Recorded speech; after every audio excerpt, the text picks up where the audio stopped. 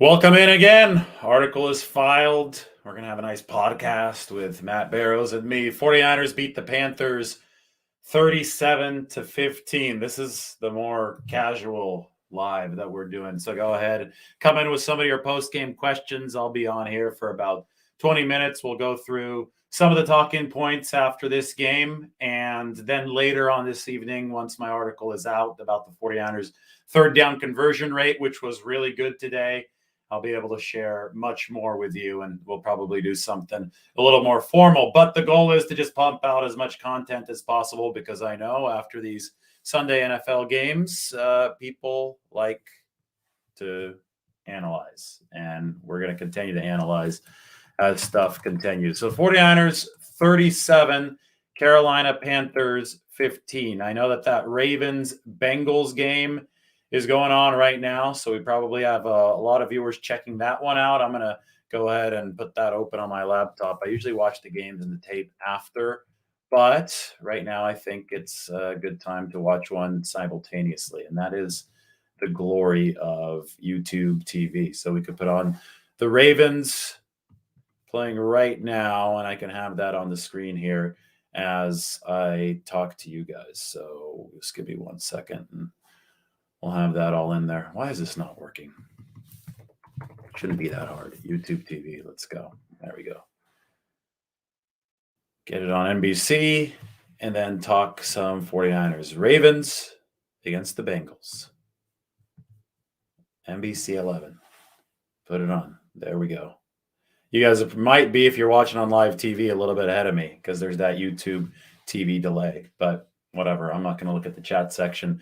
Not going to have any spoilers. Lamar Jackson working against the Cincinnati Bengals. It's 17-16 Cincinnati. Baltimore at home. There's John Harbaugh with 1:06 left to go. Both teams have 3 timeouts, so this is setting up to be a nice little finish on Sunday Night Football.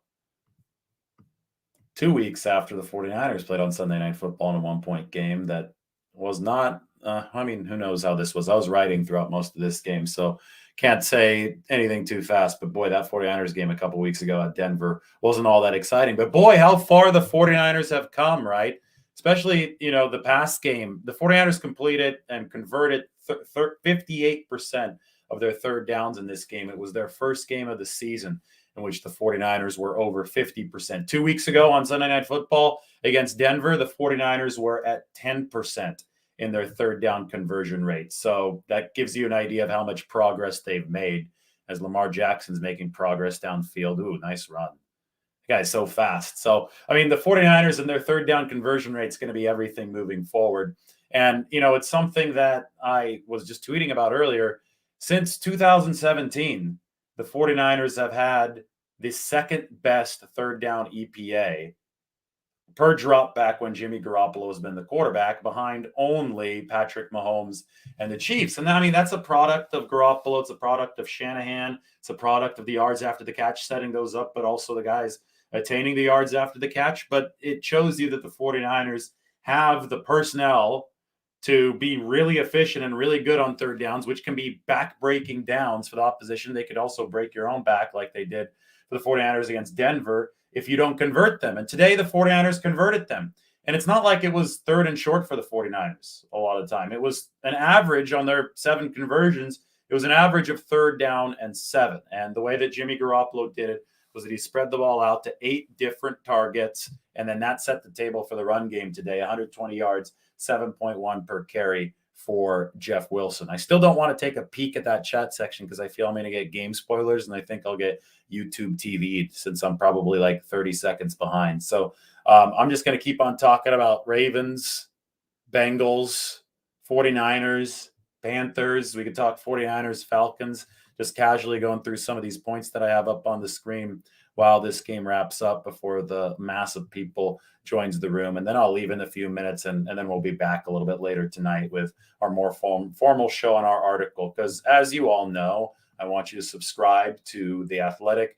Got a lot of good stuff either up there right now or coming up there in a little bit. In fact, I feel that this game today went exactly along the keys to the game that we outlined on The Athletic. And, obviously talking this week on some of these videos, the 49ers beat a much worse Panthers team, but they did suffer injuries as they did it. Nick Bosa, Emmanuel Moseley, and Jimmy Ward injury updates will all be coming this week, although we have a firmer idea on Jimmy Ward. Broken hand for Jimmy Ward, so that's a tough break for the 49ers. Mosley's feared to be an ACL. Nick Bosa has some groin tightness. That's probably the least severe out of all those injuries. And then also we'll see if the 49ers have to sign a kicker to fill in for Robbie Gould, who, today wasn't a good special teams performance from the 49ers. Let's talk about that. I mean, number 32 in field goal kicking for the 49ers this year and extra points. It's only going to go down because they missed another kick today. Then they missed an extra point, I think, with Mitch Wishnowsky later on, right? Yeah, I think that was just shanked totally later on when that was pushed back. So that's not good. But the kick coverage wasn't good today. A couple longer returns from the Carolina Panthers, and the 49ers paid the price on one of those returns because Robbie Gould had to make the tackle, and Robbie Gould got hurt. So that part of the game is concerning for the 49ers. I feel that they got better at a lot of facets of special teams that are Brian Schneider, except for the field goals and extra points, and that got worse. But you kind of just trust Robbie Gould, the coach himself there. And we said, it was a fluke when there was a kick taken back against Seattle, right, for a touchdown. He missed another kick last week against the Rams, and you say Robbie Gould will work his way out of it. Well, the problem is he may not have a chance to work his way out of it because he just got hurt on a kick return. And that return coverage and returns in general, when the 49ers are doing them, that's what they wanted to make better over this season from the Richard Hightower era. As I'm talking about special teams, Justin Tucker is about to come out. One of the greatest kickers, if not the greatest kicker of all time, is about to come out. 24-25 on lead-changing field goal attempts in the final 2 minutes of the game. Justin Tucker, or final 2 minutes of the fourth quarter or overtime. They just put the graphic down there on NBC. So good chance that Justin Tucker boots this one straight through and the Ravens win Sunday Night Football, and then everybody can come onto the channel, join us here for the final 10 minutes or so of this more relaxed show following 49ers Panthers. So I'm taking a look at it. 3 seconds to go. Tucker lining up from 43 yards out. I mean, this has typically been money in the bank for Justin Tucker. They're showing Joe Burrow on the sideline. I think Joe Burrow has that look on his face. He knows that the Bengals are in trouble here. 17-16, Cincinnati over Baltimore. Don't spoil it for me in the chat section. I'm watching on YouTube TV. Snap is down, kick is up, it's straight through. You knew that was coming. Justin Tucker nails it. No time left on the clock. And the Ravens are 3-2, and the defending AFC champion Bengals drop to 2-3. So Sunday Night Football is over. Justin Tucker gets it done. The special teams unit of the Ravens, the field goal unit, gets it done.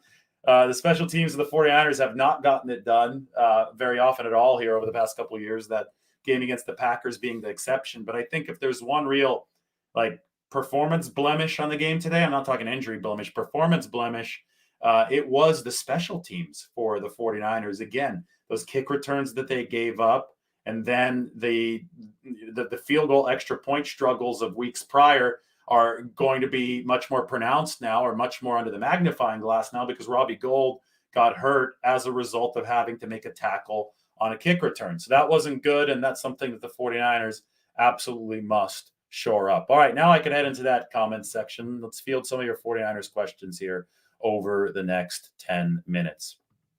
Any indication if Jimmy Ward could play with a broken hand next week? No indication yet. This is something I talked about a little bit earlier, talked about it on Twitter. Broken hands is not, broken hands aren't all created equal. Some broken hands, you can just put the club on them and you can play. Other broken hands, you can't do that. I don't know which one this is for Jimmy Ward, and that's something that we might know more about tomorrow when Shanahan speaks on his conference call from the Greenbrier in West Virginia. I'm guessing the 49ers have already landed in West Virginia. Bosa update, groin tightness. 49ers are going to do more testing at the Greenbrier, so another update expected tomorrow. There also is, as Mike says, an injury update video, so make sure that you do check that one out. Frank says, Shanahan using the pass to set up the run. The tension between Kyle and Jimmy and public vocalization of it may reap rich rewards. Kyle and Jimmy are working it out. 49ers benefiting greatly. Absolutely. I don't know if it's a direct byproduct of the tension that was broadcast in the media, but it might be. And I'm a big believer in creative tension. Bill Walsh was a big believer in creative tension. I don't think alpha males get stuff done just sitting around, crossing their legs and, agreeing on everything all the time. I think that there has to be some back and forth. There has to be some combativeness for iron to sharpen iron, for the most, for the sharpest products of all individuals involved to be put onto the table. And there definitely was some tension earlier this year. I reported that. I think the press conferences made that clear. And now we're looking at a situation where the 49ers are indeed passing to set up the run. It's 2 straight weeks of that the 49ers have lined up with a pass on their first play.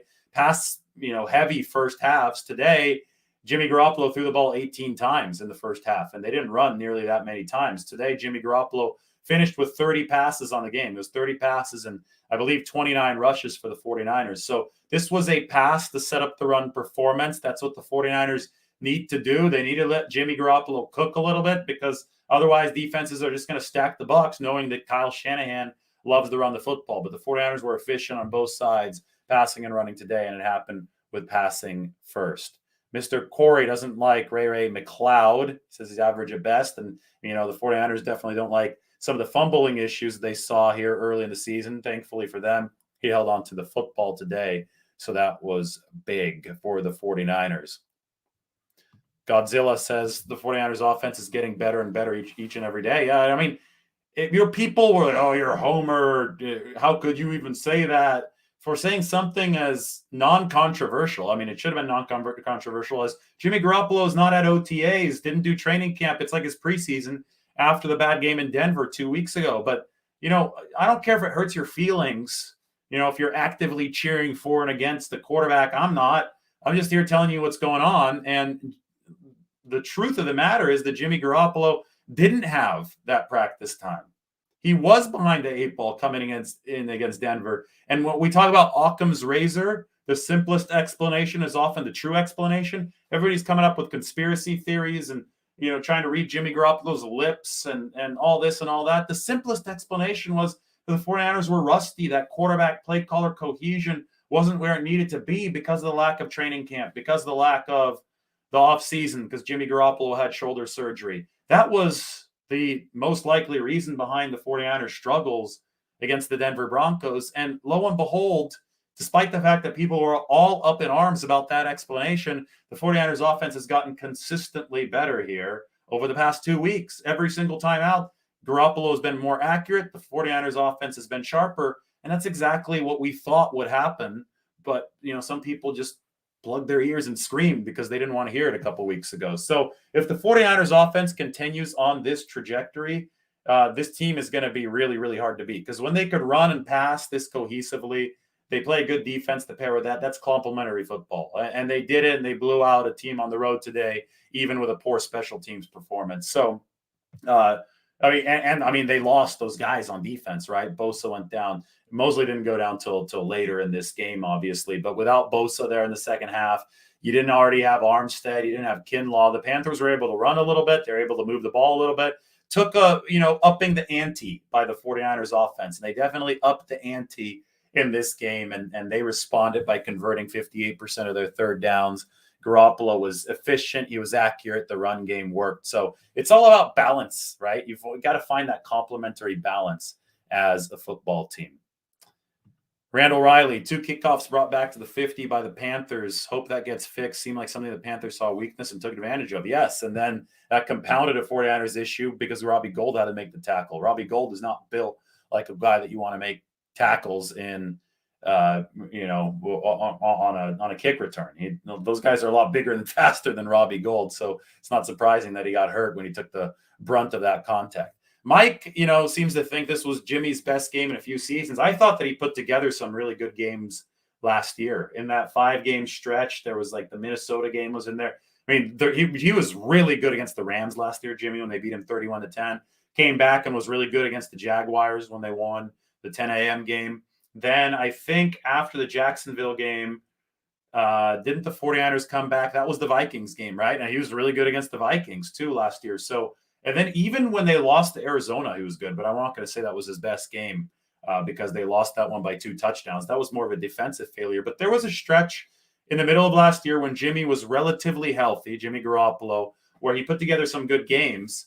I'm going to have to watch the tape, the all 22 of this win against the Panthers to make a judgment. But he was really good today. I mean, the Panthers, they blitz aggressively. Kyle talked about this with Greg Papa before the game. He said these are some of the craziest third down blitz packages that he's seen in several years because the league has gotten more vanilla with the blitz packages. But the Panthers, they either run cover zero blitzes or they run stuff that simulates cover zero blitzes really frequently. And that puts a lot on the quarterback and his brain power. He's got to be able to dissect what's coming at him and find the one-on-one matchup and go to it. And Jimmy Garoppolo consistently went to the right spot today. I mean, even on one of the third downs that didn't work out to Brandon Ayuk, he got drilled, but he got the pass out there deep to the sideline, outside the numbers to Brandon Ayuk, and it seemed to just kind of go through Ayuk's hands. And I said at the time, the 49ers will take that, decision and that throw from Jimmy Garoppolo every time. And Brandon Ayuk probably catches it more often than 5 times out of 10. So to me, this was an impressive game for Garoppolo. He's playing behind a third-string left tackle. Brian Burns got his pressure against Jalen Moore. He laid out Jimmy Garoppolo a few times, including on the play that Jimmy Garoppolo completed downfield to Tevin Coleman. That was you asked Jimmy's best game in a few seasons. I don't know.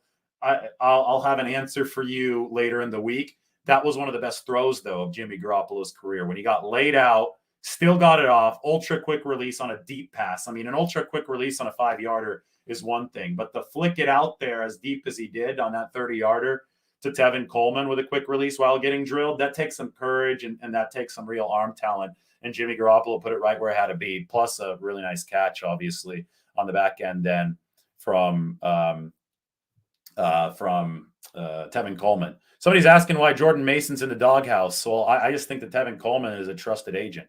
I don't think that's anything against Jordan Mason.